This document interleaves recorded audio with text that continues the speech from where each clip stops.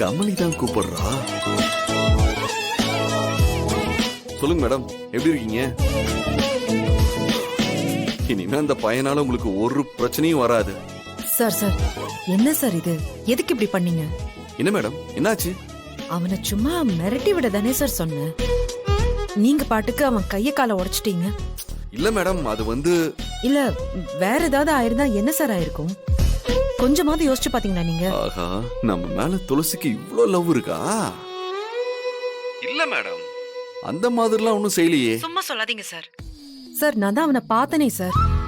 நிலைமை ரொம்ப மோசமா இருக்கு சார். சார், அவன் எக்ஸ்எம்எல்ஏ பையன் சார். ஏதாவது ஒண்ணு நடந்திருந்தா உங்க நிலைமை. அதுவும் இல்லாம அவன் என் சொந்தக்காரன் சார். அந்த பையனுக்கு மட்டும் ஏதாவது ஒண்ணு ஆயிருந்தா எங்க சொந்தத்துக்குள்ள எவ்வளவு பெரிய பிரச்சனையா இருக்கும். ரெண்டு குடும்பத்துக்குள்ள பெரிய பகையே வந்திருக்கும் சார். மேடம், அவன் உங்களை தொந்தரவு பண்றான்னு சொன்னீங்க. சரி, உதவலாமே தான். ஐயோ சார், எது உதவி சார்? கைய கால உடைக்கிறது உதவியா? இல்ல சார், நாளைக்கு அவன் நிலைமைக்கு நான் தான் காரணம்னு தெரிஞ்சா எவ்வளவு பெரிய பிரச்சனை ஆகும் தெரியுமா? மேடம், மிரட்டினா யாரு பயப்படுறாங்க? அதான் லேசா அடிச்சேன். சரி, பரவாயில்ல விடுங்க மேடம். உங்க சொந்தக்கார பையன் வேற சொல்றீங்க. இனிமே நான் கொஞ்சம் கேரிங்கா பாத்துக்கிறேன். சார் சார், ப்ளீஸ் சார், இந்த மேட்டர்ல உங்க உதவியே வேண்டாம் சார். ப்ளீஸ் இதை விட்டுருங்க sir, please. Thank you so much, bye. Hello madam, madam, madam.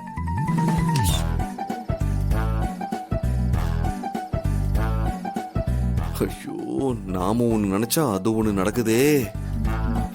எனக்கு வர கோவத்துக்கு இல்ல, வேணாம் வேணாம். சின்ன விஷயத்துக்காக நாம ஏன் காஸ்ட்லி போனை உடைக்கணும்? பரவாயில்ல விடு. இனிமே துளசி வெற்றி கிட்ட பேசுவா, ஹாஸ்பிட்டல்லாம் கூட்டிட்டு போவா. ஆனா இந்த ஃப்ரெண்டு கிட்ட பேசுவாளா? கால் பண்ணுவாளா? இல்ல கழட்டி விட்டுருவாளா? என்ன நடக்கும் தெரியலையே.